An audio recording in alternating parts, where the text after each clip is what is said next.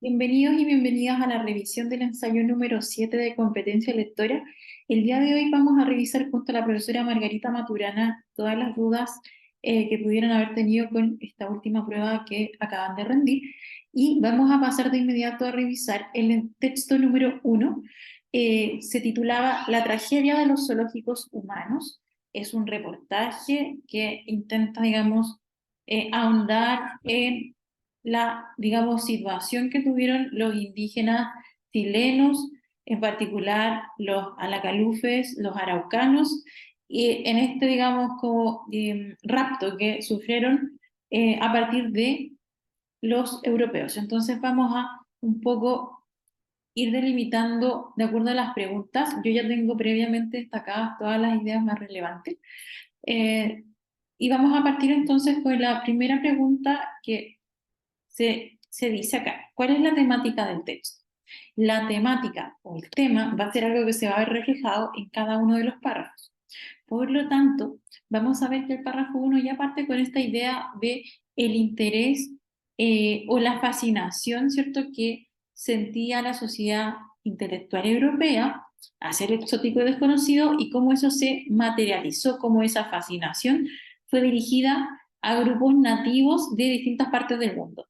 Todo el texto va a girar en torno entonces a esta fascinación y esa fascinación la vamos a ver, por ejemplo, en el caso de Karl Hackenberg, ya que fue uno de los primeros que se especializó en llevar indígenas desde América y África, perdón, desde África y Asia hacia Europa.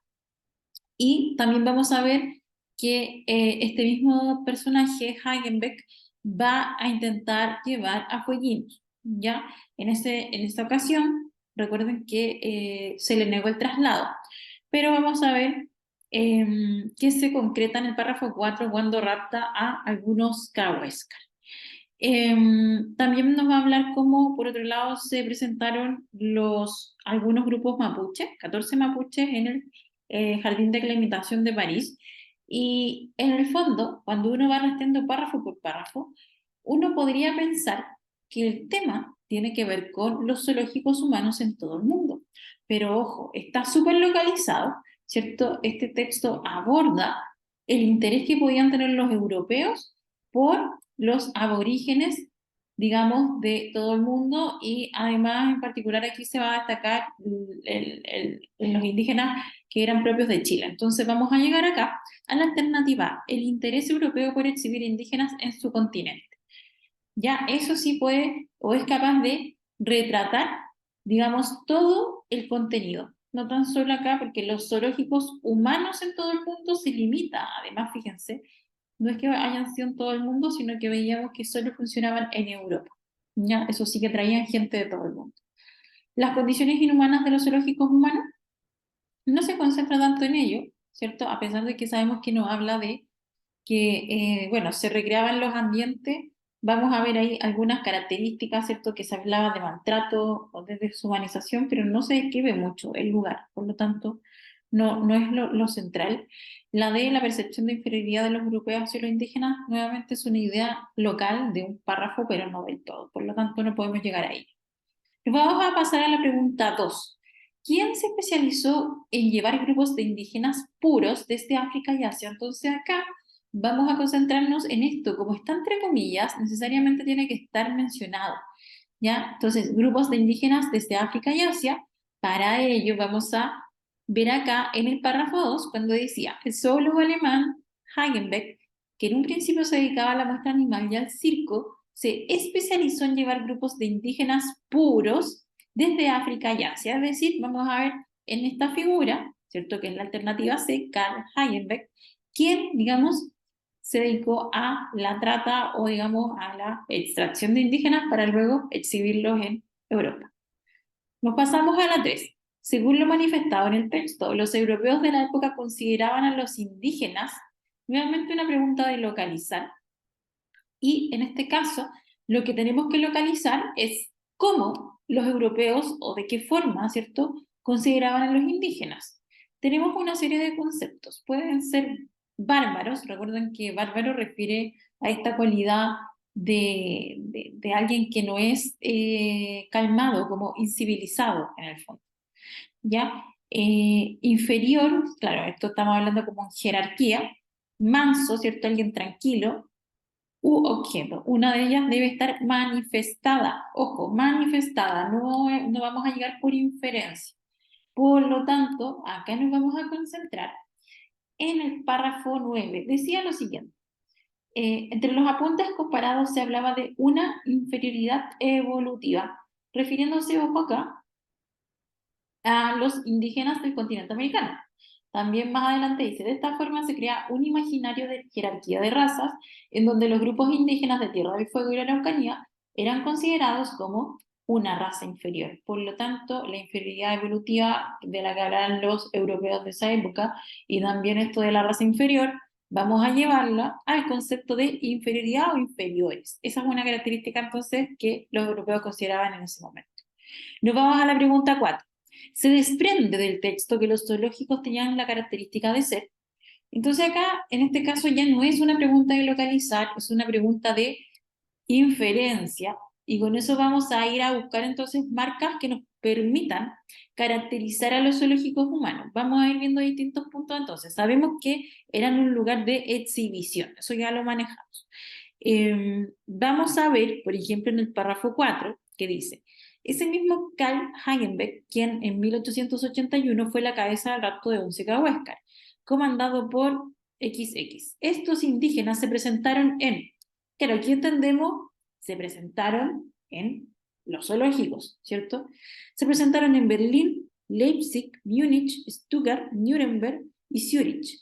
¿Ya? Al final solo quedaban 4 integrantes del grupo, razón por la cual Hagenbeck decide enviar de vuelta a su tierra a los sobrevivientes. Acá ya estamos viendo entonces que una de las características de los zoológicos es que estas presentaciones o exhibiciones podían ser en varios lugares. También luego dice en el párrafo 5, en 1883 se presentaron 14 mapuches en París en el Jardín de Aclimatación, el cual se caracterizaba por exponer especies de animales. Sin embargo, pasó a ser uno de los escenarios principales en la aclimatación del grupo humano en su hábitat natural. ¿Ya? Y luego vamos a encontrar más información en el párrafo 7, cuando dice, en paralelo se llevó a cabo una exposición de 11 jueguinos. Luego de la exposición en París, son llevados a Londres, donde la South American Missionary Society, al ver los maltratos, busca devolver el grupo a su tierra. Entonces, entre líneas, si bien no está mencionado, bueno, de eso se trata la pregunta también, vamos a desprender el carácter itinerante. ¿Por qué? Vamos a recordar que algo itinerante va a ser algo que se va trasladando con frecuencia, y en este caso las exhibiciones de los zoológicos humanos eran, digamos, en distintas ciudades. Y eso también al mismo tiempo provocaba que los indígenas murieran o cada vez quedaran menos. Por lo tanto, vamos a llegar a la a la alternativa número B. Luego vamos a pasar a la 5. ¿Por qué el gobernador de Punta Arenas negó el traslado de los fueguinos? Esta es una pregunta directa. Al ser una pregunta directa, nosotros vamos a identificar entonces que tenemos que emplear la habilidad de localizar. Entonces, concentrémonos en los fueguinos y el gobernador. Esto lo vamos a ver en el párrafo 3, cuando nos dice que el gobernador de Punta Arenas, Carlos Hood, negó su traslado porque los fueguinos tenían nacionalidad chilena. Con eso ya rápidamente llegamos a que la alternativa correcta era la A. Ninguna de las otras es suficientemente poderosa y llamativa para determinarla como un distractor. Nos vamos con la 6. ¿Cuál es la función del sexto párrafo en relación con la totalidad del texto? Nuevamente, entonces, rol de párrafos. Acá siempre recuerden sintetizar.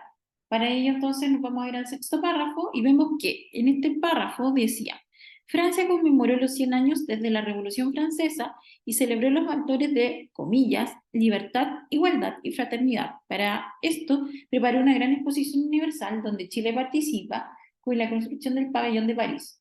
Eso es lo que entonces señala en el párrafo 6. Si este párrafo entra a conversar con el texto, digamos que nos va a informar acerca de la situación de París y va a resaltar este acontecimiento de la celebración de los 100 años de la Revolución Francesa y con este lema que se pone entre comillas. Incluso podemos inferir, ¿cierto?, que esa comilla denota una ironía en sí, ¿cierto?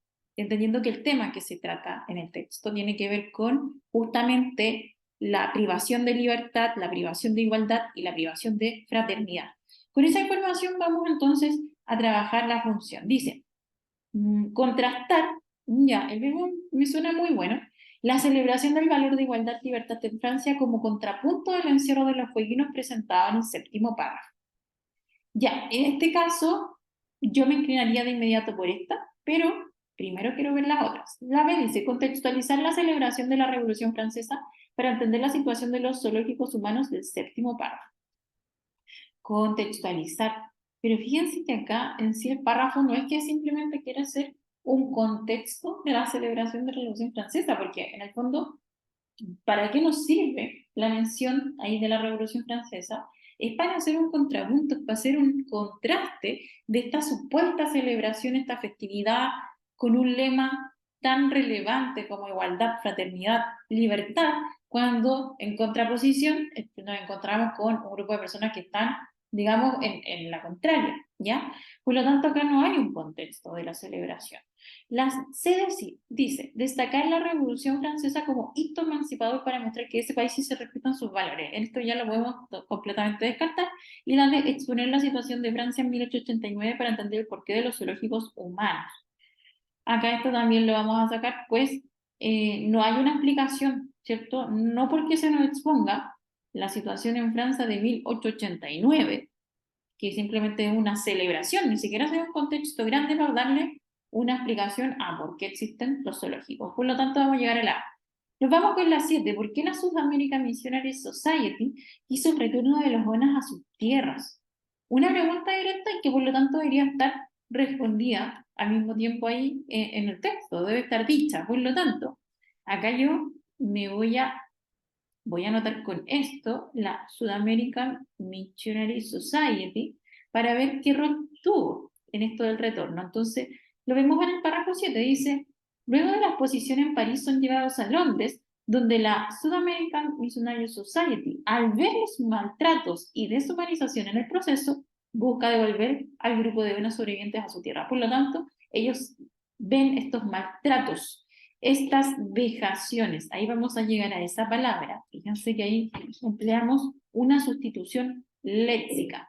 En este caso, sí, vamos a llegar a la B. Maltrato igual a vejación, ¿ya? Y falta de humanidad es un concepto que está mencionado tal cual, literal, y lo vamos a trasladar. Por otro lado, fíjense que no podemos llegar a legalidad del proceso de los zoológicos humanos, o sea, ahí vemos que hay, digamos, una falta, ¿cierto? Cuando dice acá deshumanización en el proceso, pero en sí no, ni siquiera es ilegal, no tenemos idea. Seguramente estaba en el terreno de lo legal, ¿cierto? Por eso sucedió. No podemos determinar entonces esto de la ilegalidad, pues es una sobreinferencia. Y por otro lado, claro, acá está muy claro que es la B. Vamos a pasar a la 8. ¿Con qué propósito se usan comillas en las palabras civilizada y civilizados en el primer y décimo párrafo respectivamente? Para ello, entonces lo que vamos a hacer es ir a rastrear estas palabras en el primer párrafo. Entonces, yo acá, claro, ¿ese era el primero? Sí. Dice, claro, dice acá, durante los siglos XVIII y XIX, la sociedad intelectual europea sentía una gran fascinación por lo desconocido y exótico. Parte de esa fascinación fue dirigida a grupos nativos de diversas latitudes, así se comienzan a traer grupos de indígenas para observarlos, estudiarlos y compararlos con la raza civilizada, la branca europea. Y luego en el último párrafo, fíjense que hacia el final, sale entre comillas civilizado, cuando dice, por tanto, desde ahí se le da una justificación a la creación de estos zoológicos humanos como una respuesta a la curiosidad antropológica de los pueblos, comillas, civilizados. ¿Se fijan? Por lo tanto, ¿qué vamos a ver acá? Que ese uso de la comilla lo que está haciendo es ironizar. Cuando yo ironizo, recuerden que lo que estoy haciendo es decir, ¿cierto? Lo contrario a lo que pienso. ¿Ya? Y por lo tanto, estamos viendo que toda la descripción o todo este reportaje apunta, digamos, a directamente se dirige a la figura del europeo, como el europeo de esa época, como un ser que tenía una fascinación por los indígenas y en ese sentido tuvo una serie de maltratos y vejaciones en estos procesos de los zoológicos humanos. Por lo tanto, cuando se habla de lo civilizado, entre comillas, fíjense acá en el último párrafo, eh, claro, hay una denotación irónica, ¿ya? Acerca de este supuesto carácter civilizado. Por otro lado, la decía destacar que los pueblos europeos eran civilizados, no, no tiene nada que ver. Valorar los rasgos que diferencian a los europeos de los indígenas tampoco, distinguir a los pueblos no. Acá hay una ironía. Recuerden que la ironía consiste en decir todo lo contrario a lo que pienso, ¿ya? Esto con un tono de hacer el discurso más atractivo en el caso, porque cuando en la oralidad es distinto, muchas veces se ocupan tonos de burla, ¿cierto? Pero acá en el texto sí, es un recurso que hace más atractivo el contenido. Nos vamos a ir a la última pregunta. Esta es una pregunta interesante. Responde a las últimas preguntas que hemos venido trabajando, o la prueba, ¿cierto? El DEMRE ha venido presentando y por lo tanto acá es muy interesante siempre hacer esta comparación. Dice la pregunta, lee el siguiente segmento obtenido desde Wikipedia y relaciona su contenido con lo expuesto en el reportaje La tragedia de los zoológicos humanos. Entonces, alguna cosa que ver acá, vamos a tener que leer. Decía acá, yo voy subrayando ciertos conceptos importantes. Bueno, el darwinismo social es un término que se refiere a varias teorías que surgieron en Europa occidental y Norteamérica en la década de 1870, que aplicaron los conceptos biológicos de la selección natural y la supervivencia del más apto a la sociología, la economía, la política, basándose en el texto El origen de las especies de Charles Darwin. Entonces ahí tenemos una buena definición de esto del darwinismo social, ¿cierto? Como, digamos, la aplicación de conceptos de una teoría de Charles Darwin a campos como la sociología, economía y política. Luego dice, los académicos, bueno, antes decía, la ideología del darwinismo social inspiró a los autores de genocidios como el armenio y el holocausto. Los académicos debaten hasta qué punto las diversas ideologías darwinistas sociales reflejan las propias opiniones de Charles Darwin sobre las cuestiones sociales y económicas del ser humano. Claro, o sea, aquí hay un debate, entonces, no se sabe, ¿cierto? Hasta qué punto estas personas que creen en el darwinismo social reflejan las verdaderas opiniones de Darwin, ¿ya? Sus escritos tienen pasajes que pueden interpretarse como opuestos al individualismo agresivo, mientras que otros parecen promoverlo. Los primeros puntos de vista evolutivos de Darwin y su oposición a la esclavitud iban en contra de muchas de las afirmaciones que los darwinistas sociales acabarían haciendo sobre las capacidades mentales de los pobres y los indígenas coloniales.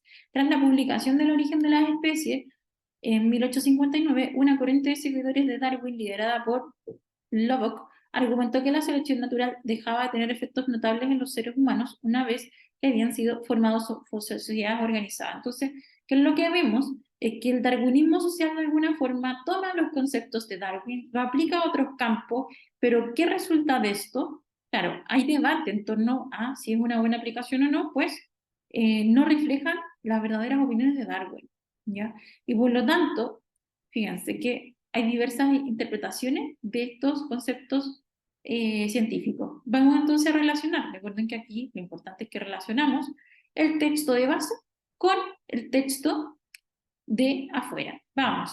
Entonces, a partir del segmento, ¿qué se puede afirmar acerca de la información del fragmento del reportaje en los zoológicos humanos? Vamos viendo. Que los conceptos científicos del origen de las especies en los que se fundamentan los zoológicos humanos son totalmente coherentes con los postulados de Darwin.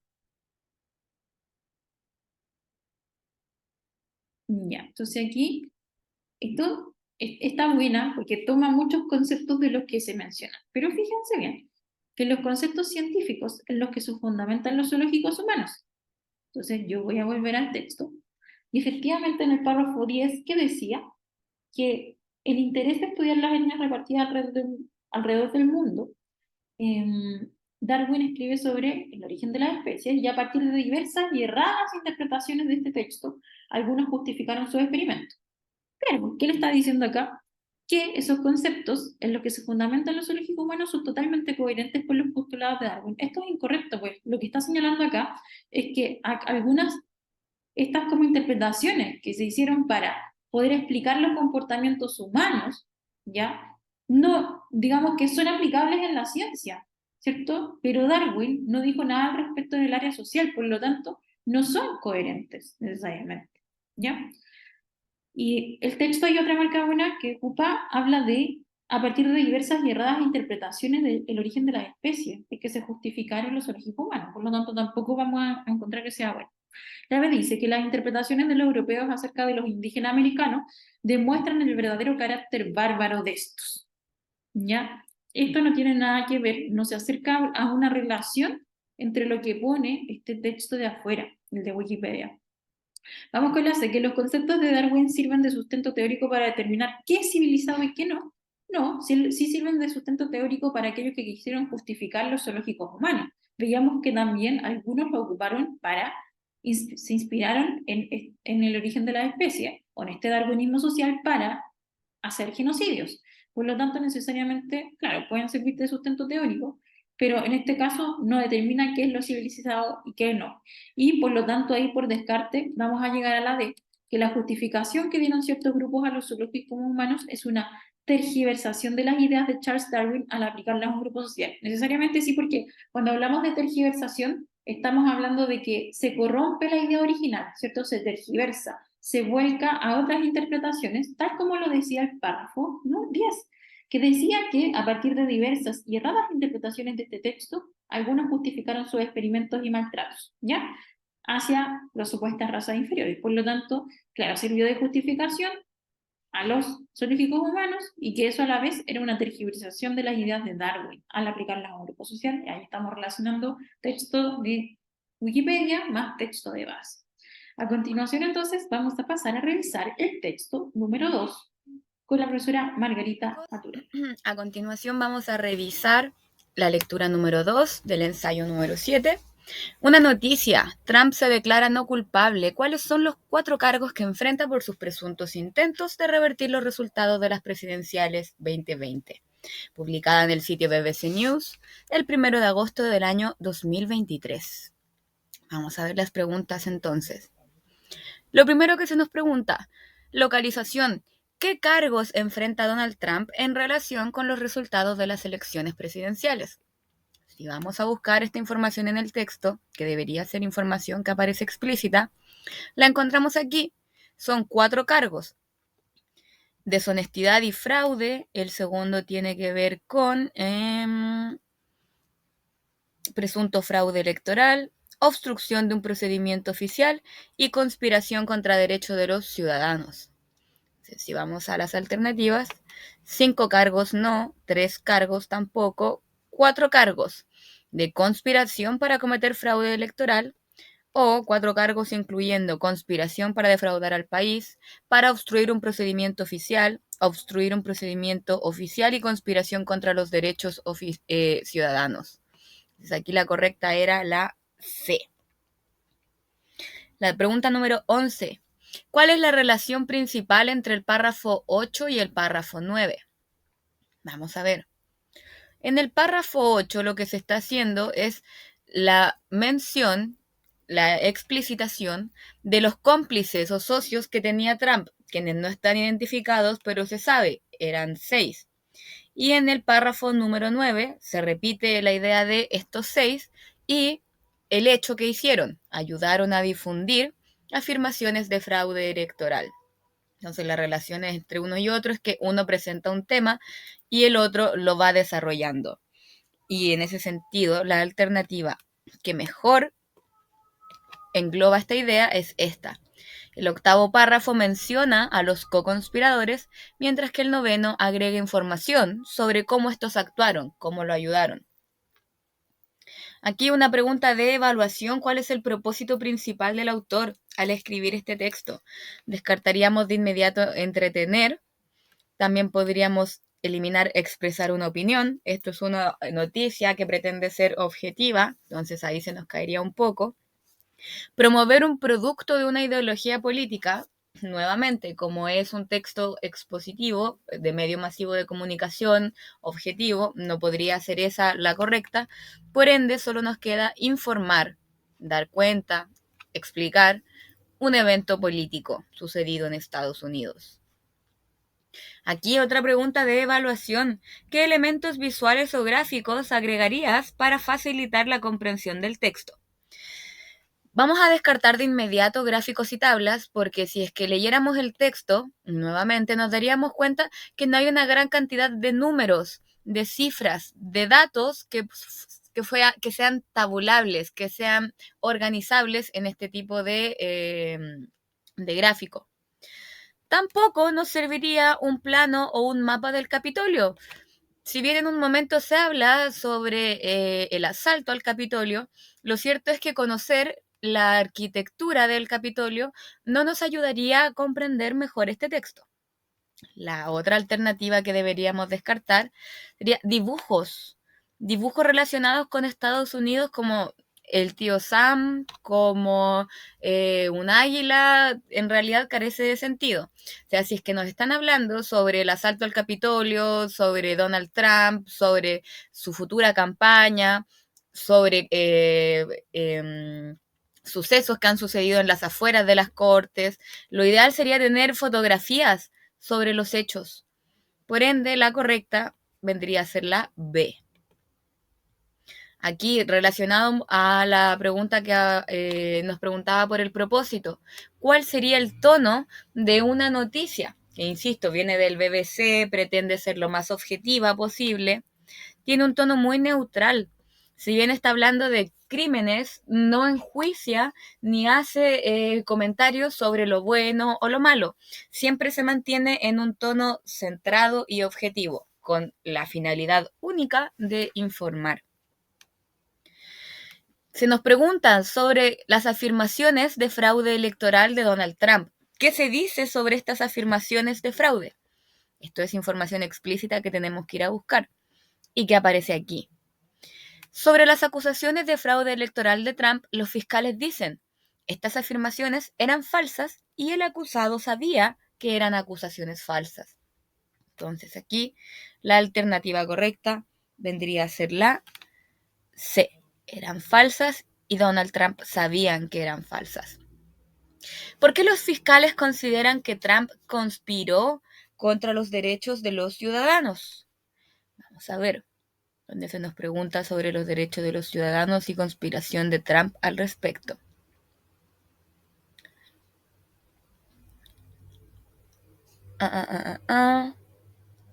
Aquí, según los fiscales, se difundieron afirmaciones de fraude electoral y aquí deshonestidad y fraude para defraudar a el pueblo estadounidense, a los Estados Unidos.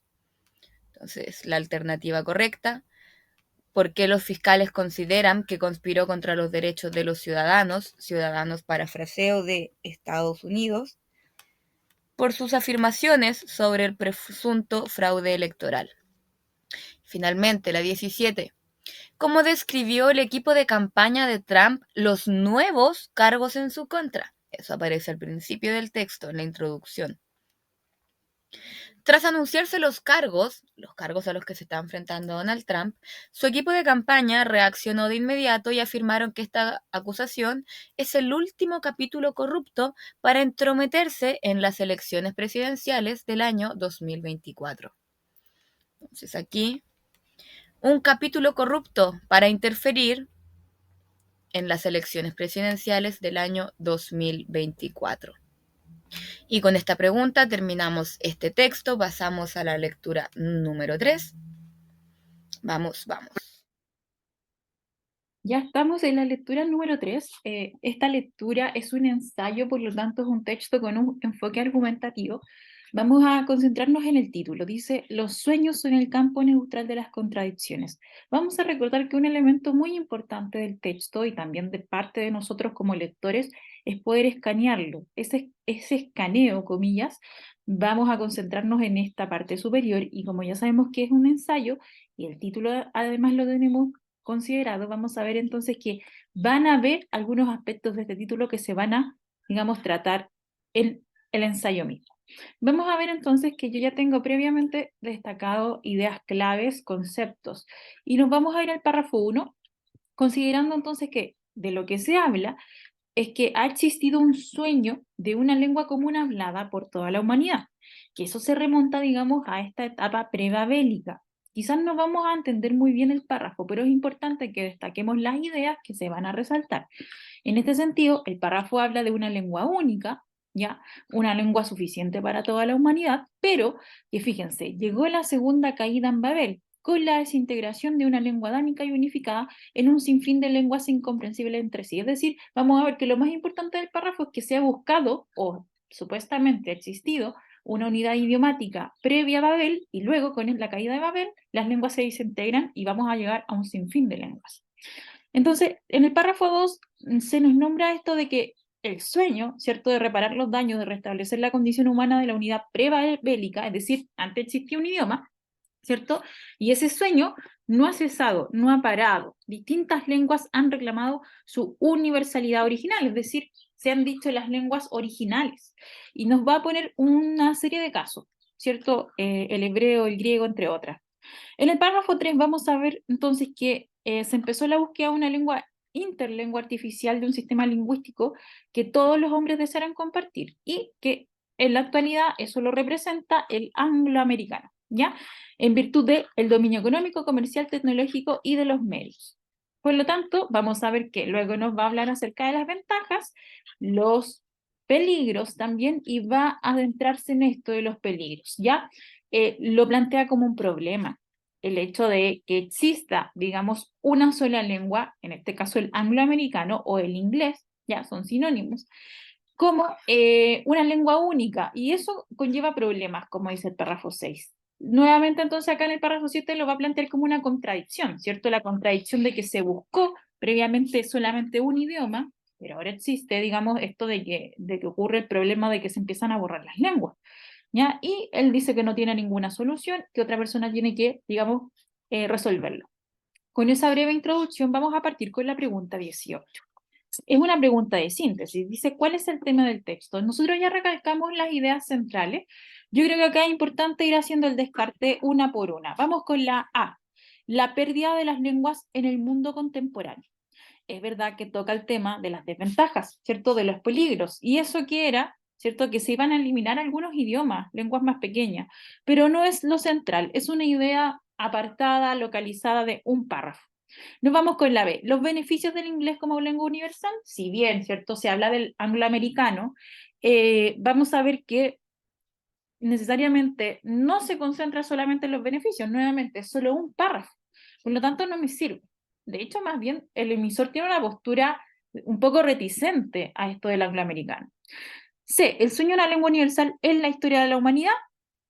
Por aquí, ¿cierto? Podríamos ir llegando, digamos, a algo que sí se menciona. Es verdad, ¿cierto? Se habla de que ha existido este sueño de varias naciones o esto de volver a una sola lengua y que eso derivó, digamos, en el uso del inglés o el angloamericano, pero ojo, no es el tema, no es, recuerden que cuando hablamos, como hablamos de un ensayo, estamos hablando de un texto que plantea una tesis y esa tesis suele ser la idea central. En este caso, ahí ya por descarte y viendo toda la información, vamos a ver que la correcta es la D, la contradicción que envuelve un solo idioma como lengua universal. Una contradicción porque se ha buscado, eso es lo que dice el texto, constantemente desde la antigüedad se ha buscado una sola lengua. Sin embargo, ¿cierto? Al momento en que hoy en día vivimos el angloamericano como un enfoque totalitario, totalizante frente a otros idiomas, conlleva una serie de problemas. Por lo tanto, ahí se envuelve una contradicción, ¿ya? Una contradicción que trae cosas buenas y cosas malas. Es paradójico, ¿cierto? Por lo tanto, llegamos a la D. Los pasamos a la pregunta número 19. Respecto al segundo párrafo, ¿cuál de las siguientes afirmaciones es verdadera? Para ello tú tenías que leer el párrafo 2 y vamos a ir viendo una por una. Yo voy a ir tachando. Carlos V cree que Dios hablaba francés. Esto es incorrecto. Fíjense que dice Carlos V expresó la misma creencia en cuanto al castellano. Claro, la creencia que está expresada en la línea anterior, que decía los franceses, perdón, de modo perenne han albergado los franceses la sospecha de que Dios habla francés. Del mismo modo, entonces, Carlos V expresó, ¿cierto?, que Dios hablaba castellano, no francés. Llegamos entonces, a descartarla. B.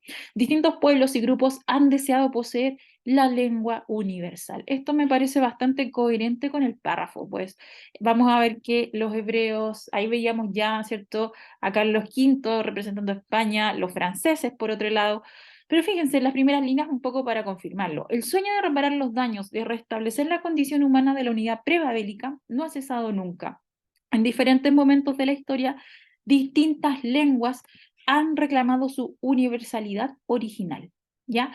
Por lo tanto, claro, distintos pueblos y grupos han deseado poseer la lengua universal. Ahí está, ¿cierto? Vamos a ver, los franceses, los hebreos, los griegos, entre otros, siempre han dicho tener esta lengua única, universal. Por descarte, vamos a ir descartando de todas formas. Religión y lengua están estrechamente vinculados. Fíjense que acá eso podría ser quizás una especie de inferencia, pero más allá de eso, tenemos el caso del hebreo, ¿ya? Pero no, mejor dicho, más que el hebreo, con el Imperio Romano, decía, con el Imperio Romano y la Iglesia Católica en latín se esmeró en demostrar lo obvio, que era su derecho a la universalidad. Pero en sí, la religión y lengua no es algo que se recalque en el párrafo como que todos estos grupos humanos han tenido, digamos, digamos en sus culturas, una relación estrecha entre una cosa y otra. Por lo tanto, no es, digamos, correcta. Y el hebreo renunció a poseer la lengua única, eso es completamente falso, nunca lo hizo, ¿ya? Dice, nunca ha renunciado, por lo tanto está totalmente mala. Vamos a la 20. ¿Cuál es el propósito del autor? Yo acá siempre les recalco, para hacer un propósito es importante primero determinar la temática. Nosotros ya tenemos clarísima la temática con la pregunta 18, porque decía que la temática es la contradicción que envuelve un solo idioma como lengua universal. Con eso, ¿cierto? Yo podría llegar entonces a la correcta. Acá es fundamental entonces ir determinando los verbos. Vamos a ver. Señalar ventajas y desventajas del uso en inglés como lengua universal. Este es el distractor. De hecho, la voy a dejar ahí. Luego ya voy a volver a ella.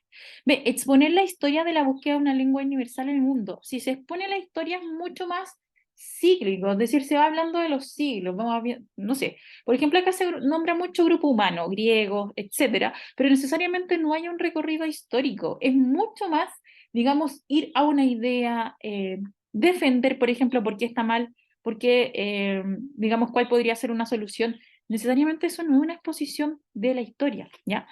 ¿Se dice defender el uso de inglés como lengua universal? Sabemos que no, al contrario, la posición del autor acá parece decir que no quiere al angloamericano, no quiere el inglés como una lengua universal, que esto provoca ciertos resultados en comunidades lingüísticas pequeñas, y eso es malo para él.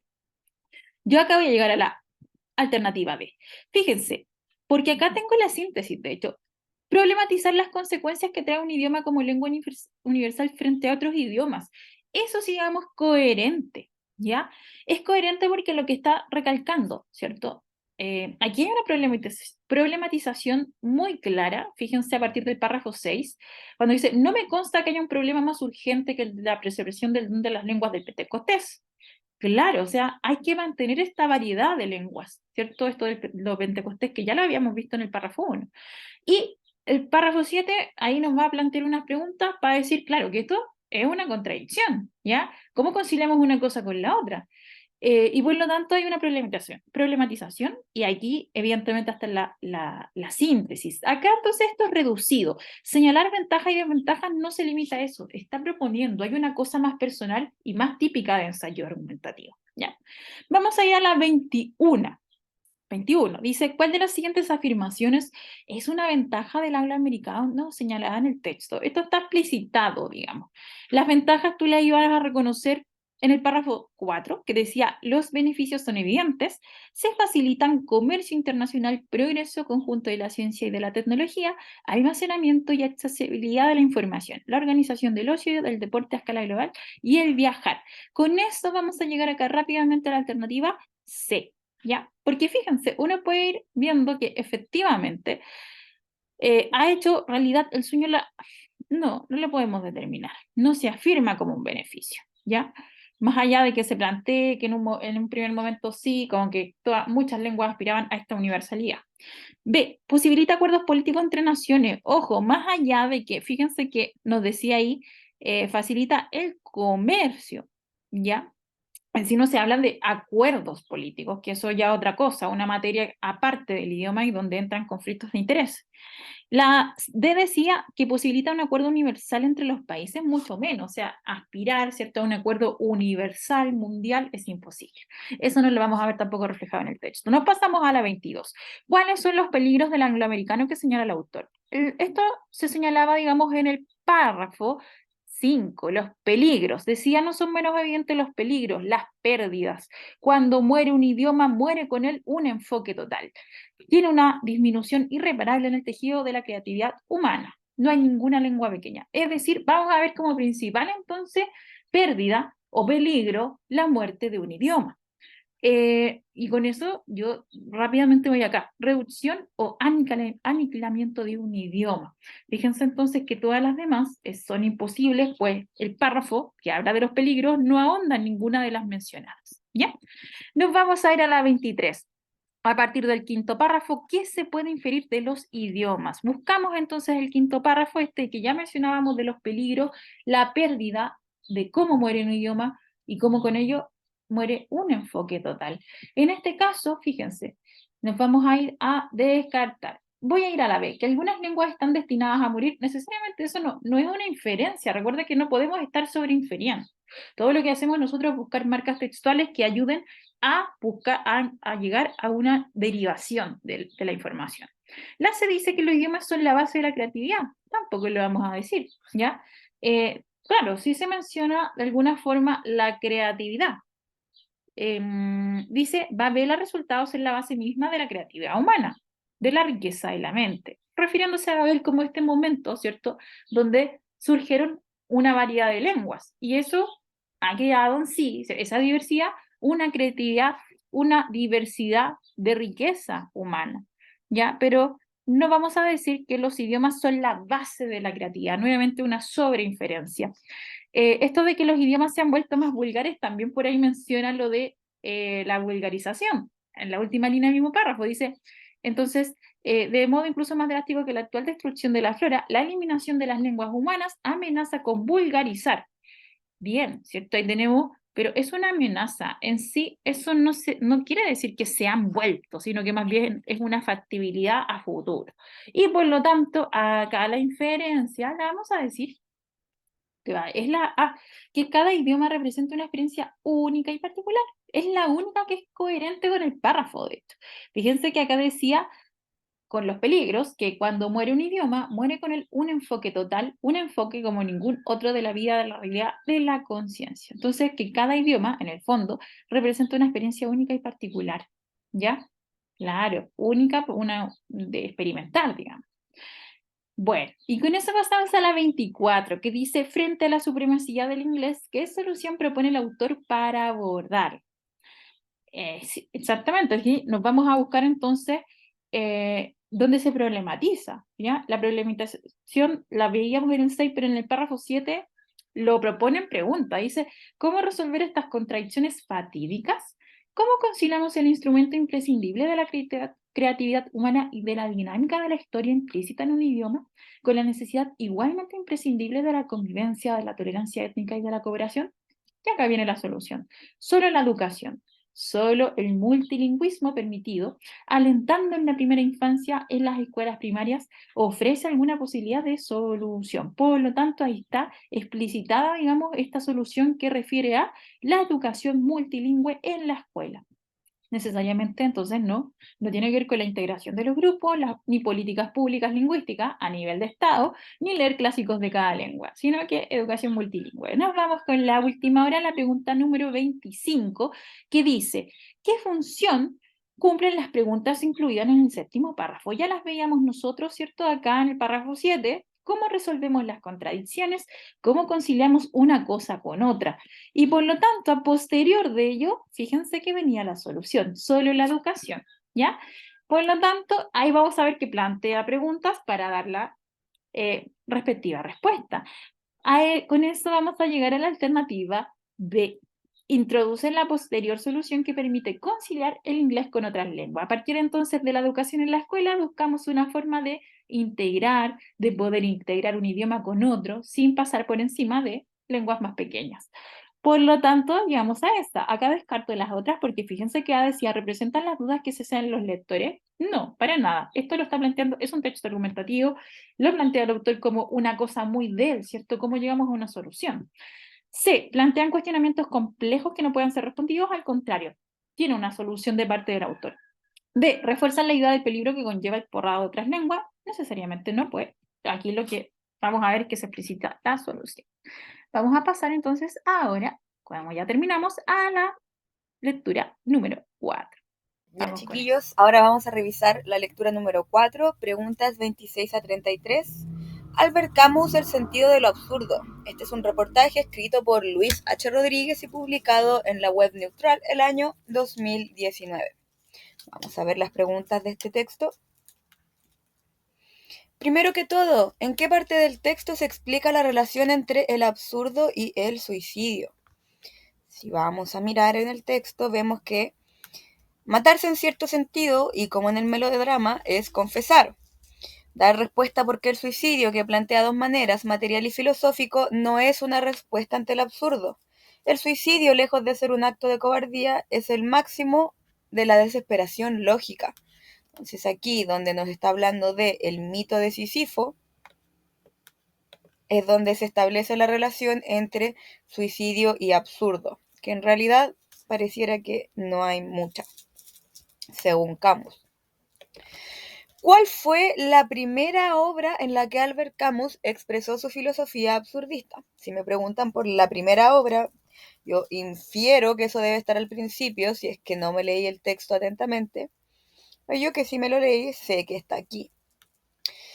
El argelino creó una teoría filosófica que partía del existencialismo ateo, que definió como absurdista, que alcanzó su ópera prima, o sea, su primera obra, con El extranjero.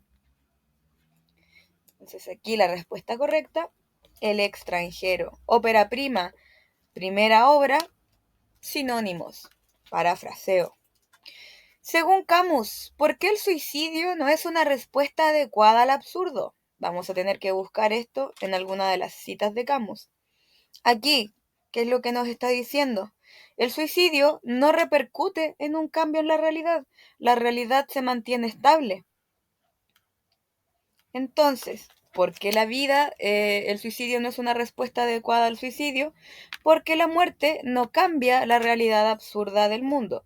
Y pareciera que lo absurdo del mundo es un tema importante para Camus a través del texto. Pregunta número 29. ¿Cuál es la idea central que Albert Camus defiende con relación al sentido de la existencia humana? Vamos. Esto se encuentra aquí, entre el párrafo 13 y el párrafo 14. ¿Qué es lo que explica Camus con esta afirmación? Una cita textual que se nos hace este caballero.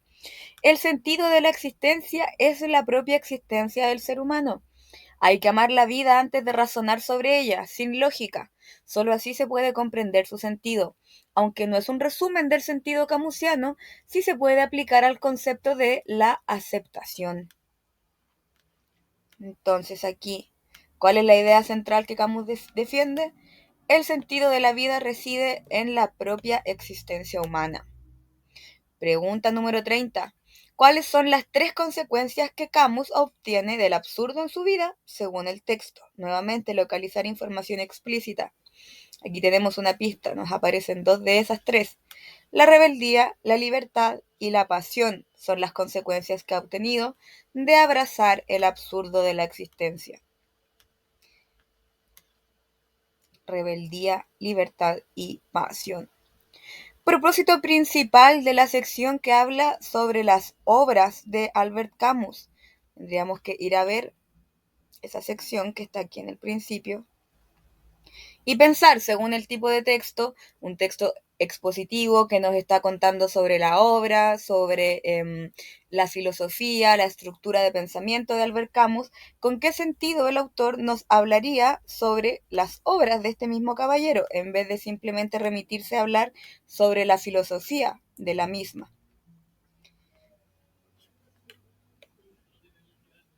Nada más ni nada menos que resumir o dar una cuenta sobre la bibliografía del autor. Aquí, ¿cómo responde Albert Camus a la pregunta sobre el sentido de la vida? Esto de nuevo es una información que nos aparece explícita en el texto. Vamos a buscarlo. Aquí. Aceptar el absurdo es la respuesta vital del individuo. Entender que el sinsentido del que carecen las preguntas que se plantean no conlleva que la vida no merezca la pena. O sea, hay que abrazar este no entendimiento de la vida, porque es parte de la vida. Vamos a hacer la pregunta 32 correcta. La vida no tiene sentido para el universo.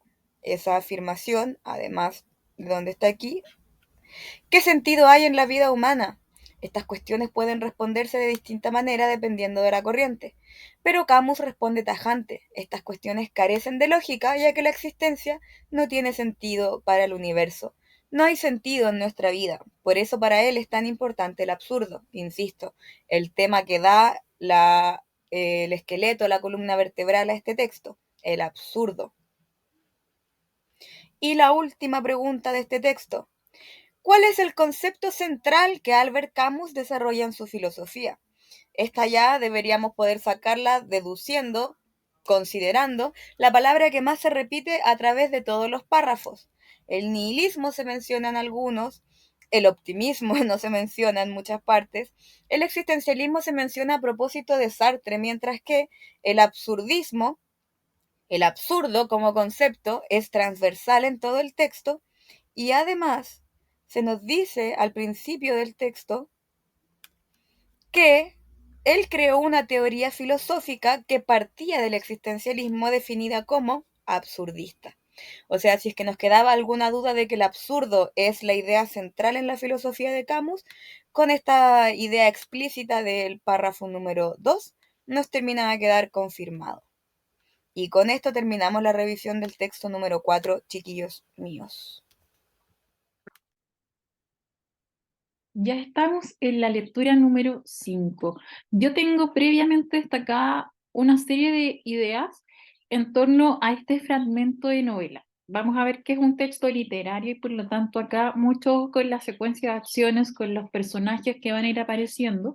El primero que tenemos y la voz más importante de este relato es Poirot, como señala el párrafo 3, quien nos va a contar, digamos, cómo se tramó, digamos, la coartada del asesinato de Ratchet, digamos que es, digamos, la persona que muere acá en el tren y que vamos a ver que además toda la gente, digamos, que está trabajando en torno al crimen, hizo una coartada que fue muy difícil descifrar ahí a Poirot, que es esta especie de detective. Vemos que el contexto está como en una especie de auditorio, ¿ya? En manos de la justicia, ¿cierto? Donde va a explicar entonces cuál es la solución. En tanto, entonces vamos a ir a la primera pregunta, que es la 34. ¿Cuál es el tema del texto leído? Nuevamente una pregunta de síntesis.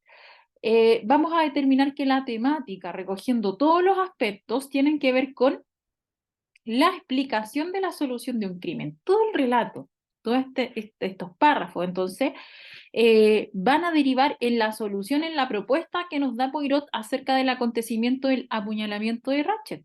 Ya lo vemos en el párrafo 8. ¿Lo explica toda esta solución? Sí, lo explica.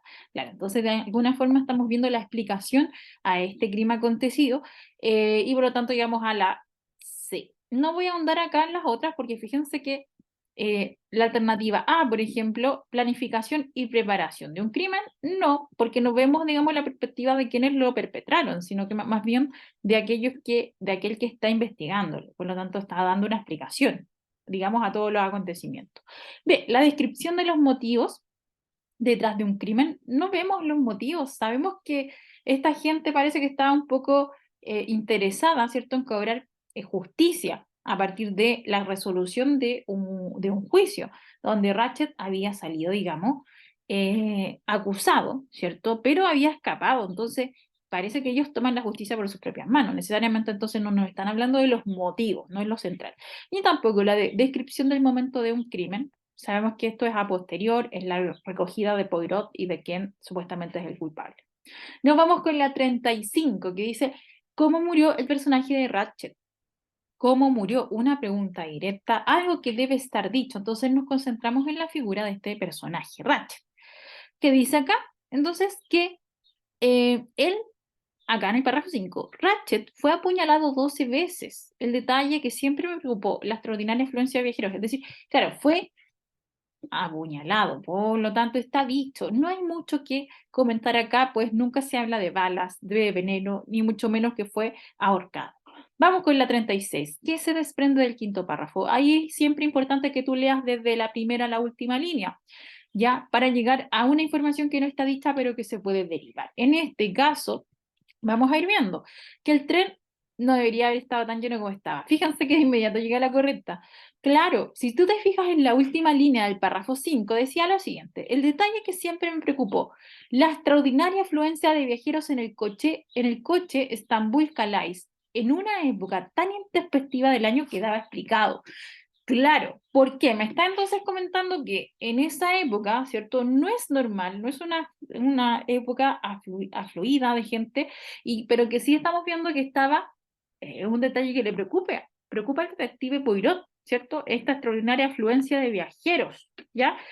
Y que claro, ¿con qué está relacionado entonces? Con este asesinato. Decía al principio, todos estaban de acuerdo, efectivamente, una coincidencia de tantas personas relacionadas viajando en el mismo tren era imposible.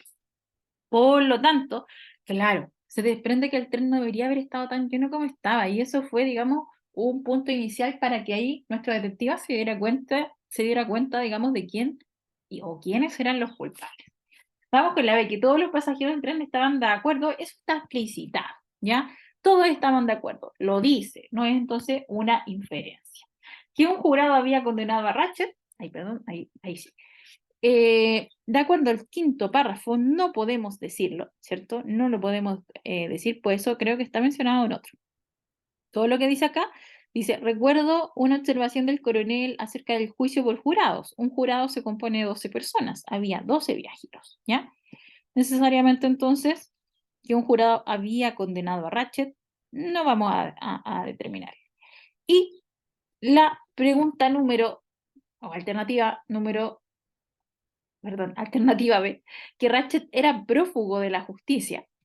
Aquí lo vamos a observar, entonces necesariamente no, tampoco algo que lo vamos a ver con una marca textual de este párrafo, sino que de otras, ¿ya?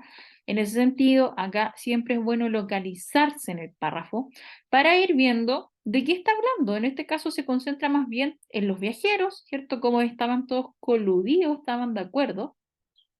Y habla también, ¿cierto?, acerca del juicio por jurados y necesariamente hay de el apuñalamiento. Por lo tanto, necesariamente acá no está hablando ni que era prófugo de la justicia en este párrafo, ni que el jurado había condenado a Ratchet. Vamos ahora a la 37. ¿Qué motivó el crimen discutido en el texto? Entonces, ¿cuál es el motivo? ¿Ya?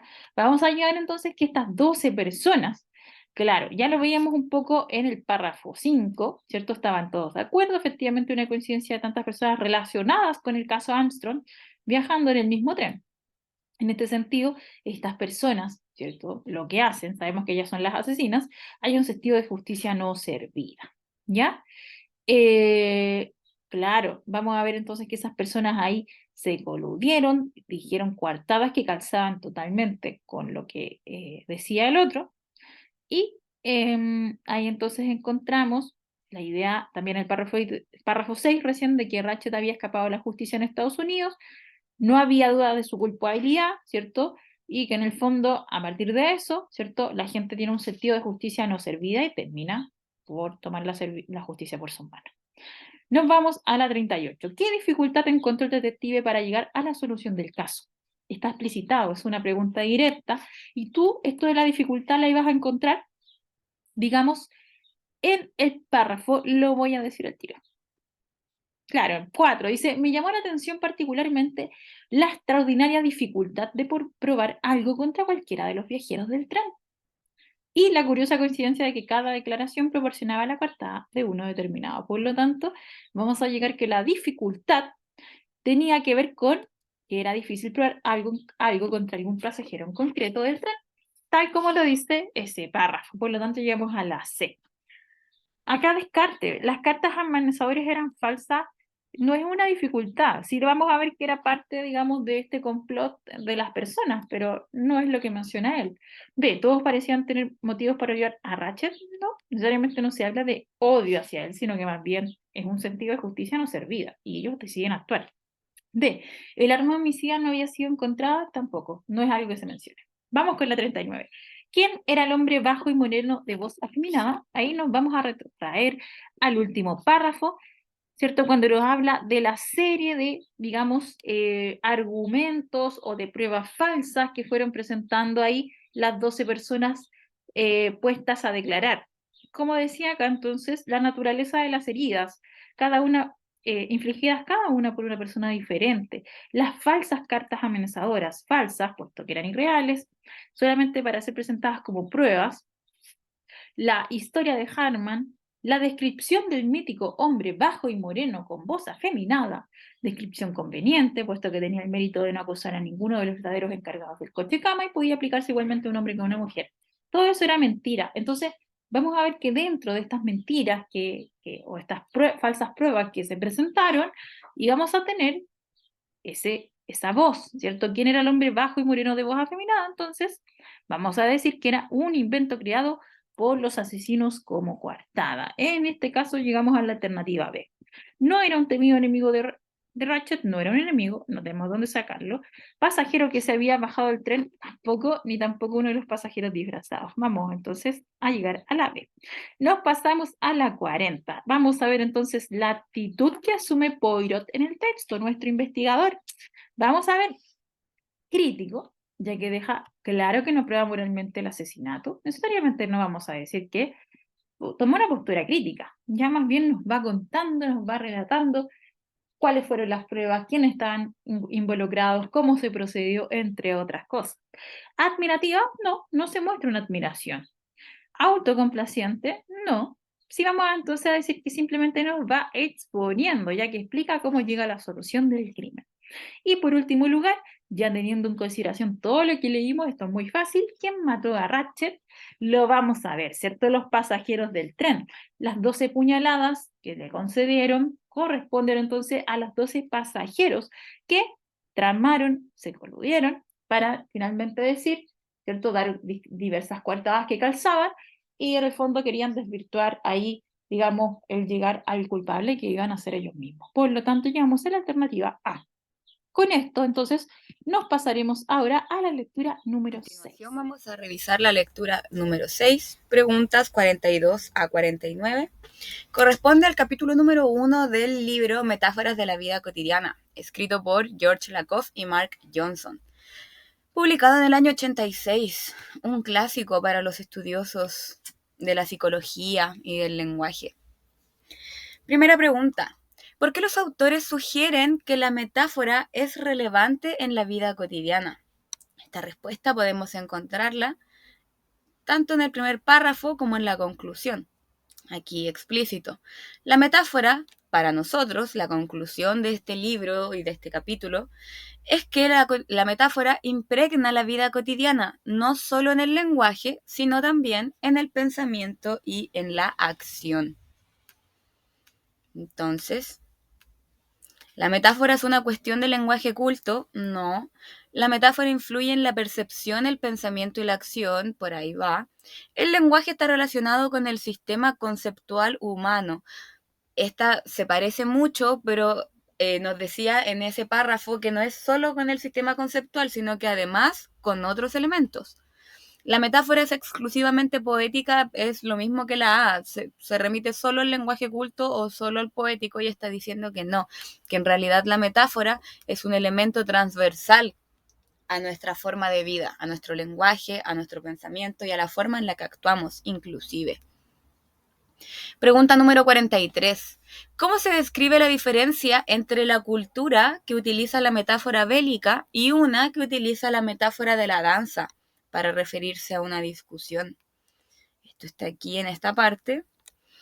Tratemos de imaginar una cultura en la que las discusiones no se vieran en términos bélicos. Esta cultura, en la que fuera visualizada como una danza, los participantes como bailarines, y en la cual el fin fuera ejecutarla de una manera equilibrada y estéticamente agradable. En esta cultura la gente consideraría las discusiones de una manera diferente, las experimentaría de una manera diferente. Entonces, ¿cómo se describe esta diferencia? La cultura de la metáfora bélica se enfoca en ganar y perder, mientras que la otra se enfoca en la armonía y la estética, palabras claves que nos llevan a que esta es la alternativa correcta. Porque afirmar que la cultura de la metáfora bélica es más equilibrada, ese es un enunciado que está totalizado. No se puede aseverar eso a partir de lo que aparece en el texto.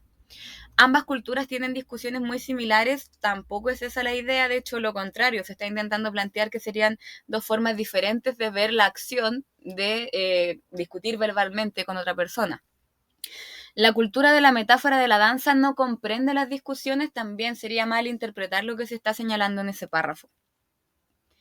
Pregunta número 44. ¿Qué ejemplos se mencionan para ilustrar la metáfora una discusión es una guerra en el texto? Entonces, vamos a ver los ejemplos que se mencionan para ilustrar esta batalla, o sea, esta metáfora, una discusión es una guerra.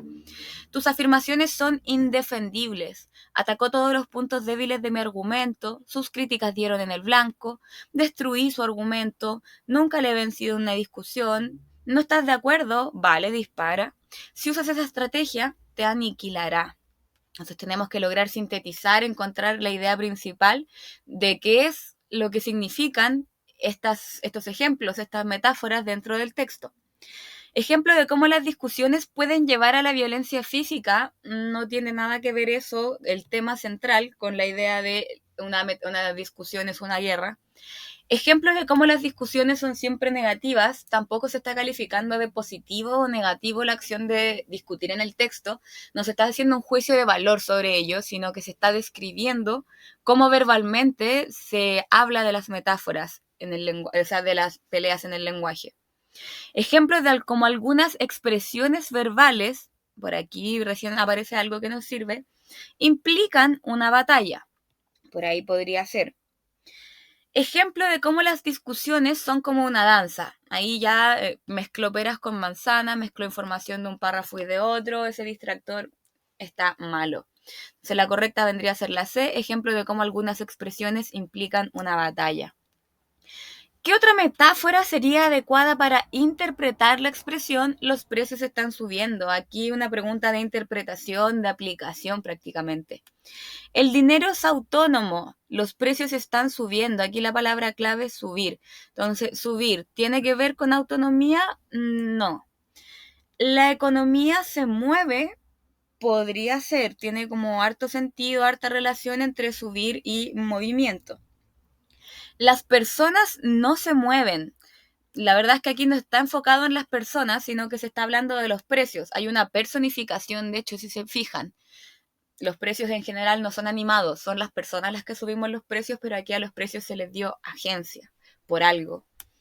El mercado está vivo, esta sería como una sobreinferencia, una sobreinterpretación que no se puede desprender de la frase. Por ende, la correcta vendría a ser la B. La economía se mueve. Pregunta 46. ¿Cuál es la relación principal entre el párrafo 7 y el párrafo 8?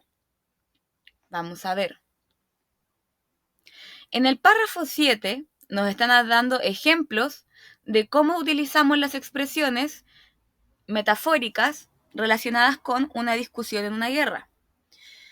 Podemos realmente ganar o perder discusiones, planeamos y usamos estrategias, encontramos que una posición es indefendible, adoptamos nuevas líneas de ataque. Nos está dando ejemplos en este párrafo, mientras que aquí en el 8 nos plantea una nueva idea a propósito de la anterior, diciendo, mira, en nuestra sociedad nosotros tenemos esta metáfora internalizada, pero intenta imaginarte una sociedad en la que sea otra la metáfora mediante la cual se conceptualice la acción de discutir. Entonces vamos a las alternativas. El séptimo párrafo presenta ejemplos de metáforas, nos presentaba efectivamente, y el octavo párrafo explica cómo las metáforas afectan en el pensamiento. Podría ser.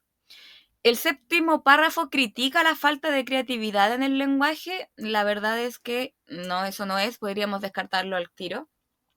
C. El séptimo párrafo habla sobre la retórica. Ya, el arte de hablar bien podría ser. Y el octavo párrafo habla sobre la comunicación verbal cotidiana. No, el octavo párrafo nos daba, recuerden, un ejemplo sobre otro tipo de conceptualización. El séptimo párrafo argumenta que las metáforas son puramente literarias. Tampoco, eso es falso. En ninguna parte del texto, de hecho, se argumenta a favor de eso. Por ende, la única alternativa que engloba la idea principal del párrafo 7 y del párrafo 8 vendría a ser la A. Pregunta de evaluación: ¿con qué propósito el autor pone ejemplos de metáforas en el texto? ¿Él quiere que nosotros aprendamos? ¿Quiere enseñar nuevas metáforas? No es con ese sentido. Este no es un libro que busque enseñarle metáforas a las personas. Ilustrar cómo se estructuran las discusiones en términos bélicos. Podría ser, porque los ejemplos que se dan, si ustedes lo recuerdan, vamos a volver a verlos, son ejemplos relacionados a la metáfora de una discusión es una guerra. Este es el ejemplo central de este capítulo. Entonces podría ser, tiene una palabra clave importante. Mostrar cómo las metáforas son inútiles en la comunicación es totalmente lo contrario a la idea central de este texto. Revelar la conexión entre metáforas y danza. De nuevo, es mezclar peras con manzanas del ejemplo que da inclusive un poco más adelante en el texto. El propósito principal del texto, ¿con qué idea los autores de este texto escribieron esto? Bueno, primero, si se fijan, había una marca importante en el párrafo 1. Ellos, en buen chileno, se ponen la camiseta. Nosotros hemos llegado a la conclusión, se involucran en el texto, es decir, están haciendo explícito que ellos van a dar una opinión, una interpretación de cómo funciona nuestro cerebro y nuestro lenguaje. Entonces, esto es un texto argumentativo. A partir de esa premisa ya podemos descartar varias de las alternativas que se nos presentan. Entretener al lector con metáforas de la vida cotidiana, ese no es el objetivo del texto argumentativo. Entretener no. Explicar tampoco, lo podremos descartar al tiro. Además, miren cómo continúa, cómo las metáforas se utilizan en la literatura clásica. Describir la historia de las metáforas en el lenguaje. La verdad es que no hay ninguna descripción histórica, ni suerte de orden cronológico, no hay años, así que descartamos al tiro. Y la que nos quedaría, argumentar, todo el sentido, que las metáforas son comunes en el habla coloquial. Es básicamente el mensaje de los autores. Ellos nos quieren decir, la metáfora no es algo que pertenezca puramente a la poesía ni al lenguaje culto, sino que todo el día, a cada rato, nosotros utilizamos metáforas. Y sobre lo mismo, acabo de hacer más o menos el resumen. ¿Cuál es la idea principal del texto? ¿Cuál es la síntesis? ¿Es solo un recurso literario? Falso, todo lo contrario. ¿Solo se utiliza en el lenguaje poético? De nuevo, se parece mucho a la de arriba y en el texto se señala lo contrario. La metáfora influye en el pensamiento y la acción cotidianos. Esta es la correcta, la miremos por donde la miremos. Y solo para quedarnos seguros, la metáfora es irrelevante en la vida cotidiana, se señala lo contrario en el párrafo anterior. Entonces, 49C. Y con esto terminamos la revisión del texto número 6. Vamos, chicos, que queda poco. Ya estamos en la lectura 7. Esta es una carta, bueno, lo dice un poco arriba, ¿cierto? Fragmento de carta desde la cárcel, escrita por Martin Luther King en el año 63. Entonces vamos a ver que hay un contexto ahí, digamos, de una situación de encarcelamiento al emisor de la carta. Esta carta va a ahondar en los temas de los derechos civiles de la comunidad afrodescendiente de Estados Unidos, ¿ya? Y cómo, digamos, ahí a través de la presión legal y no violenta, digamos, se intenta frenar la segregación, la discriminación, entre otras. Entonces, aquí ahondan varias ideas. Vamos por partes. Por ejemplo, el párrafo 2, bueno, nos habla de que la libertad, ¿cierto?, no es dada a partir de los opresores, que tiene que ser exigida, que desde la comunidad y desde el emisor se ha escuchado, ¿cierto?, constantemente la espera, y a eso él le llama la justicia demorada. En el párrafo 3 ahonda en esto, ¿cierto? Hemos aguardado más de 300 años para usar nuestros derechos constitucionales y otorgados por Dios, ¿ya? Y que por eso resulta fácil decir espera, pero que en la práctica no lo es, ¿ya? Y por eso dice, estoy seguro que comprenderán nuestra legítima e ineludible impaciencia, es decir, ya aquí un poco hablando más de la acción.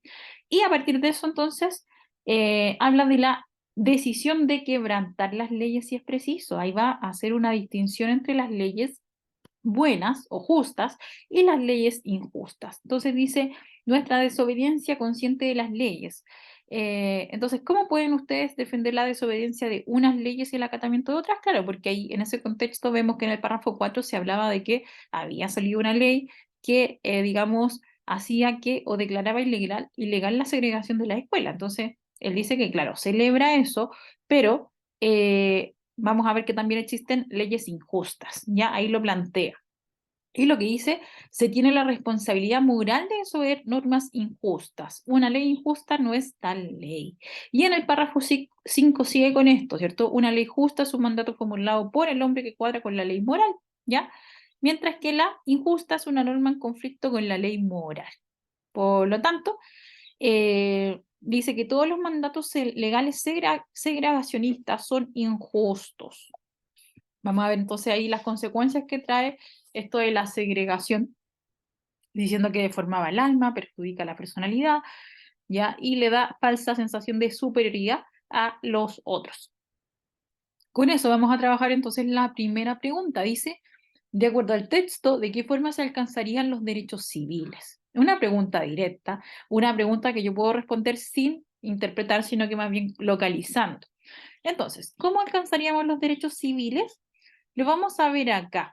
Fíjense, dice en la primera línea, amigos míos, tengo que decirles que no nos hemos apuntado ni un solo tanto en materia de derechos civiles sin una empecinada presión legal y no violenta. Es decir, hay que ejercer una presión dentro de la legalidad, pero además no hay un llamado a la violencia, ojo, sino de la no violencia. Con eso vamos a llegar rápidamente a la alternativa de está expresada y por lo tanto no amerita, digamos, mayor ver ni mucho menos buscar otro distractor, pues está dicha, ¿ya? Vamos entonces a pasar a la pregunta 51. ¿Cuál es el tema principal del fragmento leído? Nosotros ya tenemos un contexto de esta carta, ¿cierto? Una persona que está haciendo, digamos, escribe la carta desde la cárcel, alegando de que la segregación debe enfrentarse a través de esto, lo que llamamos la presión legal, ¿ya? Pero además llamando también a no ejercer la violencia, pero sí de la acción. Entonces, el tema, veamos, la moralidad del delito. Si bien se habla de que hay leyes justas, leyes injustas en alguna parte y que las leyes, digamos, justas tienen una relación con la ley moral, no es en lo que ahonda. Ya vamos a ver que aquí hay una problemática superior. Vamos con la B, opresión y discriminación racial. También son temas que se tratan, digamos, parcialmente en el texto. Se entiende de que de parte de la comunidad de la que representa el emisor se vive una discriminación. Pero ojo, no es lo central. Acá sí vamos a llegar a la correcta. La legitimidad de la desobediencia civil. Claro, porque es un llamamiento, es un llamado, ¿cierto?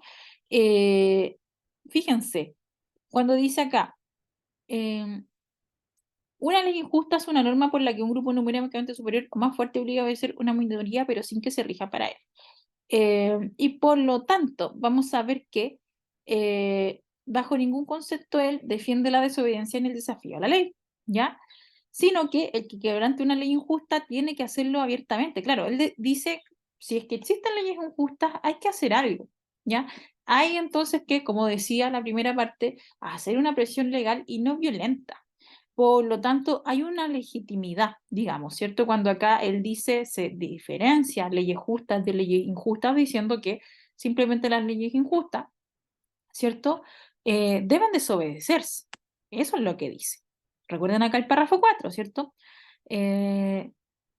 Y a la vez tiene la responsabilidad moral de desobedecer normas injustas. Por lo tanto, vamos a llegar a que hay una legitimización, ¿cierto? De, digamos, la desobediencia civil. Es decir, cómo las personas deberían rebelarse frente a estas leyes injustas. Y por otro lado, la de la legalidad de la resistencia no violenta. Acá un poco tergiversa ciertos conceptos importantes del texto, ¿cierto? Que tiene que ver con la no violencia, como lo habíamos dicho antes, pero necesariamente no está la legalidad, eso ya es otra cosa, ¿ya? Si no refiere a ello. Nos vamos con la 52. ¿Cuál de los siguientes enunciados se desprende del texto? Acá, rápidamente, fíjense, voy a irme a la alternativa correcta. En este caso, ¿cómo llego a que la correcta es la B? es decir, que se han tomado medidas para reducir la segregación, hay un caso que se nombra, ¿ya? Esa medida, claro que no se menciona como tal, lo vamos a ver en el párrafo 4. Fíjense lo que dice. Dice, no cabe duda de que su preocupación es legítima. Como pedimos con tanta diligencia a la gente que obedeciese a la decisión del Tribunal Supremo que declara ilegal la segregación en las escuelas oficiales, podrá parecer paradójico de buenas a primeras nuestra desobediencia consciente de las leyes. Es decir, previamente, ¿cierto? Existió una ley que, digamos, decía que había que declarar ilegal la segregación en las escuelas oficiales. Segregación estamos hablando ahí en el contexto de las comunidades afrodescendientes, ¿ya? Y por lo tanto, claro, esa es una medida que se tomó previamente, ¿ya? Para reducir la segregación. Es un caso, pero se fijan entonces que vamos a llegar a algo a partir de otra cosa. Ahí hay una derivación. Nos vamos a la 53. A partir del fragmento leído, ¿de qué manera cree el autor que la segregación es negativa para el individuo? ¿Ya? Vamos a ver entonces que ahí tú te concentras en todos los apartados que hablen acerca de la segregación, ¿ya? ¿Y por qué va a ser negativa? Esto lo vamos a ver en el párrafo 5. Voy a ir de inmediato a la correcta. Dice, entonces acá nos hablaba de las leyes injustas, ¿cierto? Que las leyes injustas no coinciden con la moralidad. Y dice, todos los mandatos legales segregacionistas son injustos, porque la segregación deforma el alma y perjudica la personalidad. Claro, primera idea entonces, hay una deformación en la segregación, cuando yo aparto a alguien, ¿cierto? Da al que segrega una falsa sensación de superioridad y al segregado una sensación de inferioridad también falsa. Por lo tanto, ahí digamos que hay una mirada bastante negativa, un falseamiento, o lo que podríamos decir la creación de una distorsión en cómo las personas perciben la realidad. Hay un falseamiento, como decíamos, ¿cierto? Se percibe una supuesta inferioridad, una supuesta superioridad, y eso habla de una distorsión, de una modificación de lo que realmente sucede, ¿ya? Por eso vamos a llegar ahí a la alternativa C. Nos vamos a la 54. ¿Cuál es la finalidad comunicativa del texto? Nosotros ya trabajamos la temática, ¿cierto? Llegamos a que la temática era la legitimidad de la desobediencia civil. Hay una defensa, ¿cierto? Por hacer, digamos, un frente a las leyes injustas. A eso hablamos de una defensa, de alguna forma. Entonces, acá vamos viendo, difundir un proyecto político emancipador. Fíjense que acá puede ser, en términos muy generales, si pudiéramos hacer una lectura de esta carta, pero más allá de eso, simplemente se trata de una difusión, es decir, de decir algo para que llegue a otros, necesariamente no. Entonces, no, necesariamente no es simplemente una difusión de un proyecto político emancipador, pues va más allá, toca una arista muy, muy particular que tiene que ver esto de el desacato civil.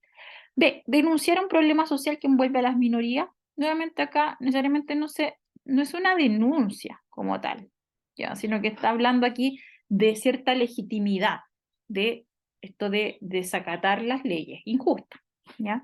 C, informar. Aquí no, ¿cierto? Sabemos que el verbo no coincide con la temática. Acerca de un tema de importancia para la ciudadanía, además muy general, ¿cierto? Más que nada envuelve a un grupo. Y por lo tanto vamos a llegar a que el propósito de esta carta era defender la desobediencia civil ante las leyes injustas. Ahí sí que trabajamos con una síntesis previa y un verbo coherente con el tipo de texto. Ahora nos pasamos a la 55, pregunta que ya la hemos visto en las últimas pruebas. Dice, ¿con qué aspecto de la lectura se relaciona el siguiente fragmento del tercer párrafo? Entonces, veamos el fragmento. Y ojo que acá siempre identificar los conceptos más relevantes. Vamos, dice, es posible que resulte fácil decir espera para quienes nunca sintieron en su cuerpo los acelerados dardos de la segregación. Cuando se es hostigado de día y de noche por el hecho de ser un negro, viviendo en perpetua tensión, sin saber nunca a qué tenerse y rebosando temores internos y resentimientos exteriores, cuando se está luchando continuamente contra una sensación degeneradora de despersonalización. Entonces, y solo entonces se comprende por qué nos parece tan difícil esperar. Bien, conceptos importantes entonces acá. claro, resulta fácil decir espera, ¿ya? Pero, claro, dice, para quienes nunca sintieron los acerados dardos de la segregación, ¿ya? Es decir, aquí hay una situación que ellos experimentan, que es continua segregación, ¿cierto? Vivir en tensión, sin saber a qué atenerse. Y por lo mismo, entonces, dice, entonces, y solo entonces se comprende por qué nos parece tan difícil esperar. El concepto central aquí que se va a repetir tiene que ver con la espera, ¿ya? Vamos viendo entonces, con la sensación de inferioridad que han construido los privilegiados, fíjense que todas las alternativas van a plantear temas que se tocan en el texto, pero tenemos que ver cuál coincide con el párrafo. Entonces, sensación de inferioridad que han construido, no toca el tema de la inferioridad, sino que, digamos, en esta posición donde un grupo de personas se siente, digamos, que ha esperado demasiado, 300 años, que viven una serie de complicaciones, de segregaciones, y claro, no es fácil entonces esperar. No tiene que ver con la inferioridad. B, con el llamado a la rebelión social ante la segregación padecida. Nuevamente acá, recuerden, el texto en sí no habla de rebelión social. En todo el texto se toca el tópico de la desobediencia civil, por un lado, y también la no violencia. Entonces acá no habla de rebelión. C, con las leyes injustas que han adormecido a la población negra. Acá un poco podría ser un poco más distractora, pero ojo, esto de que han adormecido ni siquiera lo trata el texto. Sí tiene que ver con la necesidad de acción inmediata ante la justicia demorada, un concepto que sí, justicia demorada, ¿cierto? Que no ha llegado y no es fácil decir espera, ¿cierto? Por lo tanto, ahí tenemos ese concepto del tiempo. Vamos con la 56. ¿Cuál es la función del tercer párrafo? Recuerden, párrafo 1 hablaba de los derechos civiles, ¿cierto? Y cómo se consiguen a través de la presión legal y la no violencia. En el párrafo 2, lo que reíamos un poco recién, ¿cierto? Que la, digamos, libertad tiene que ser exigida por la persona oprimida, que hace años que está oyendo la palabra espera. Este espera significado casi siempre nunca. Una justicia demorada durante demasiado equivale a una justicia denegada. Y el párrafo 3, hemos aguardado más de 340 años para usar nuestros derechos constitucionales y otorgados por Dios. Es posible que resulte fácil decir espera. Entonces, vamos a ver que viene a mencionar lo que ya antes se planteó. La espera va a tratarse, va a profundizarse, ahí con también el párrafo que leímos hace poco, ¿cierto? De que resulta fácil decir espera cuando tú no has padecido una serie de inconvenientes. Por lo tanto, acá lo que hace ese párrafo es profundizar una idea presentada en los párrafos anteriores, que tiene que ver con la idea de la espera, ¿ya? Bien, y vamos con la pregunta número 57. ¿Cómo se podría calificar la actitud del autor respecto a la desobediencia civil y la lucha por los derechos civiles en el texto?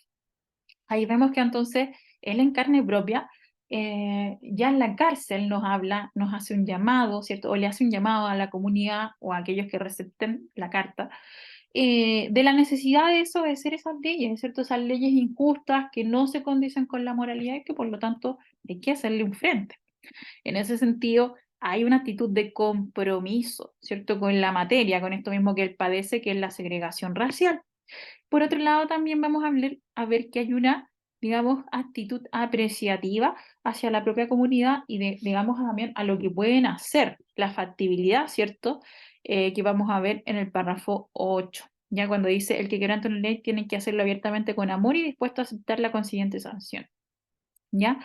Claro, viendo también que entonces hay que respetar los derechos y también, digamos, hay penalizar, digamos, lo que son las faltas de respeto o la desobediencia civil. Con eso, entonces, vamos a pasar al último texto, que es el texto número 8, un texto literario. Un poco para también cerrar esta de la 57, mencionarles que, claro, no puede ser lógica y objetiva, pues más bien aquí hay una propuesta de el propio emisor que está inmerso, digamos, en la problemática, por lo tanto, ahí también no sabemos si tenemos un punto tan objetivo. Desafiante, yo diría que no. Quizás un poco crítico, pero no es desafiante. No está desafiando, sino que todo lo hace de una manera mucho más reflexiva o un poco, por decirlo, comprometida. Claro, aquí reflexiva podría ser, pero contemplativa. Cuando yo soy contemplativo, soy capaz de ver el panorama completo. En este caso, con suerte, podemos ver que hay una perspectiva muy personal del tema, porque las injusticias la ha padecido el mismo. ¿Ya? Por eso, bueno, recalco que llegamos a la alternativa A.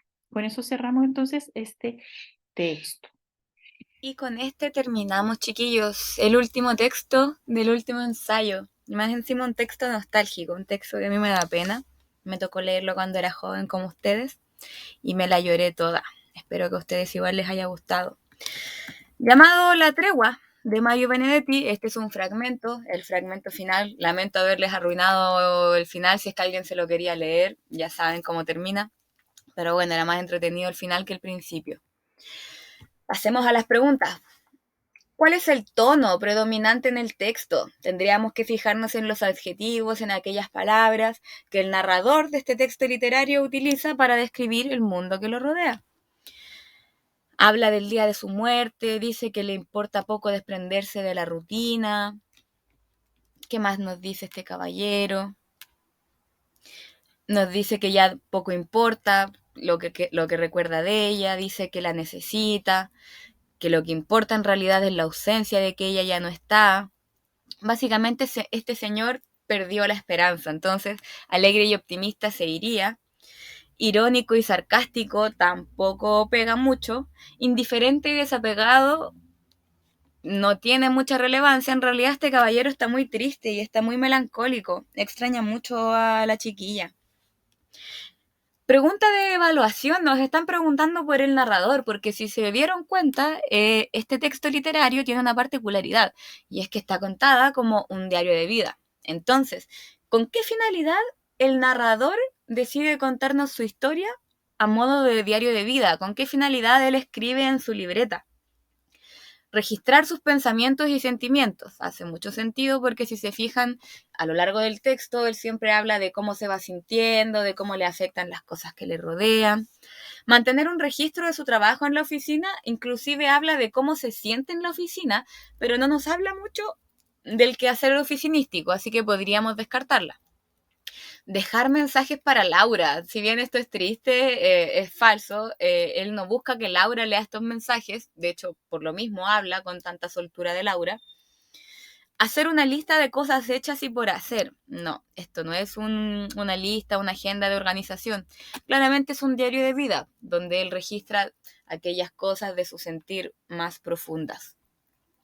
¿Qué representa la frase Dios me concedió una tregua en el texto? La pregunta número 60. Aquí ya sabemos que Laura Avellaneda ya está muerta, ya sabemos que él está pasando por el luto, que le extraña, y aquí esto es como una reflexión más que un pedazo de historia. Es evidente que Dios me concedió un destino oscuro, ni siquiera cruel, simplemente oscuro. Y es evidente que me concedió una tregua, la frase que nos compete. Al principio me resistí a creer que eso pudiera ser la felicidad. Me resistí con todas mis fuerzas. Después me di por vencido y lo creí. Pero no era la felicidad, era solo una tregua. Ahora estoy otra vez metido en mi destino y es más oscuro que antes, mucho más. Aquí, la tregua, una tregua entendida como un trato, es algo que le otorgó el destino. Él estaba en una oscuridad, él se sentía mal, y llegó algo que lo hizo feliz. Y él intentó resistirse a ese algo que lo hacía feliz, pero después lo creyó y dijo, bueno, parece que sí, merezco ser feliz. Pero no era la felicidad, era solo un trato, como una pequeña pausa, un lapso de felicidad que le tocaba en su vida. Y ahora de nuevo está en su destino, más oscuro que antes todavía. Por si quedaba alguna duda del tono triste y melancólico, este señor realmente está muy triste. Entonces, ¿qué representa esta frase? Dios me concedió una tregua. Una época de felicidad para San Tomé. Podría ser, pero no es solo una época de felicidad, es como que falta algo aquí para que sea la correcta. Una pausa, ya, sí, en sus responsabilidades laborales. No, no son unas vacaciones administrativas. Una breve distracción de su tristeza. No era más una breve distracción, más que una breve distracción, fue una felicidad, una gran satisfacción. Entonces ahí podríamos descartar ese al tiro. Un periodo de tranquilidad antes de su desgracia. Esta engloba todo, un periodo de felicidad, de tranquilidad, una pausa en medio de ¿qué? De la oscuridad, de su tristeza. Entonces aquí entender la tregua era entender que era un momento, una pausa, tal como dice la A, pero que está sumergida en algo muchísimo más grande. Pregunta número 61. ¿Cuál es el sentimiento predominante de Santomé hacia Laura en el texto? Vamos a ver desde el principio. Primero, él preocupado porque no va a la oficina. Empieza a extrañarla. Se lo confesó a Blanca, le confesó algo, no sabemos bien qué. Tengo que decírselo a Avellaneda, tengo que decírselo porque ahora sí encontré toda la fuerza, toda la convicción. Parece que él está muy seguro de algo. Aquí, ella me daba la mano y no hacía falta más, me alcanzaba para sentir que era bien acogido. Más que besarla, más que acostarnos juntos, más que ninguna otra cosa. Ella me daba la mano y eso era amor. Después de 4 meses estuve en el apartamento y ahí estaba su perfume. A ella la necesito más que a Dios. Y aquí en el último día de trabajo se encontró una foto de ella y ¿qué hace con ella? Me lo puse en el bolsillo y aquí está. La foto debe tener unos 5 años, pero hace 4 meses ella era más linda.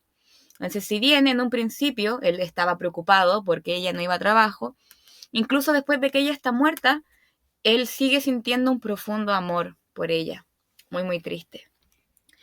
¿Cómo se siente Santomé al final del texto, en el último párrafo?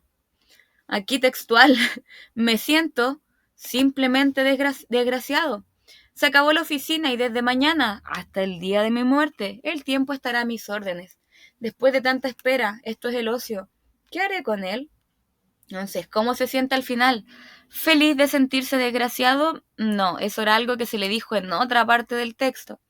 En paz con su destino oscuro y solitario, no tenemos bien de dónde sacar ese en paz, es como una suerte de sobreinferencia. Deprimido por no volver al trabajo, en realidad como que le daba lo mismo el trabajo, pero aquí textual, insisto, desgraciado y con incertidumbre. Después de tanta espera, esto es el ocio. ¿Qué voy a hacer yo con este ocio? Y ya simplemente desgraciado. Amé, la chica que amé se murió, estoy solo, muy, muy triste. ¿Por qué Santomé decide dejar de llevar su libreta a partir del 1 de marzo? Esto también es información explícita. A partir del 1 de marzo ya no voy a llevar más esta libreta. El mundo ya ha perdido su interés. No seré yo quien registre ese hecho. Y hay un solo tema del que podría escribir. Pero no quiero. Yo creo que todos inferimos cuál es el tema del que él no quiere escribir. ¿Por qué ella no quiere escribir en su libreta? Porque ya no tiene intereses en el mundo. Aquí había que interpretar e inferir un poco. ¿Qué noticia recibió el 23 de septiembre? El 23 de septiembre, en realidad, aquí lo único que aparece es un Dios mío, Dios mío, Dios mío, Dios mío, Dios mío. Entonces uno al tiro dice, ya pasó algo malo. Y hay que ir al viernes 17 de enero para ver que no pudo anotar nada. Pasaron 4 meses en los que él estuvo en shock, estupefacto. El 23 de septiembre no tuve valor para escribirlo. Llegó una mala noticia. Laura Avellaneda falleció esa mañana. ¿Cuál noticia fue la que llegó? Avellaneda había muerto. Y la última pregunta, que también de localización. ¿Por qué ya no le van a bailar a Santini? A Santini, que le bailaba a su hermana. Santini volvió a la confidencia. Es repugnante y a la vez divertido. Dice que la hermana ya no va a bailarle desnuda. Tiene novio. Entonces, ¿por qué la hermana ya no le quiere bailar al señor Santini? Porque ahora la chiquilla tiene un novio. Alternativa correcta B. Chiquillos míos, espero que les haya ido muy bien en este ensayo, espero que les haya gustado, que les haya servido y no nos vemos. Un gran, gran abrazo y cuídense mucho. Éxito en La Paz, vamos que se puede.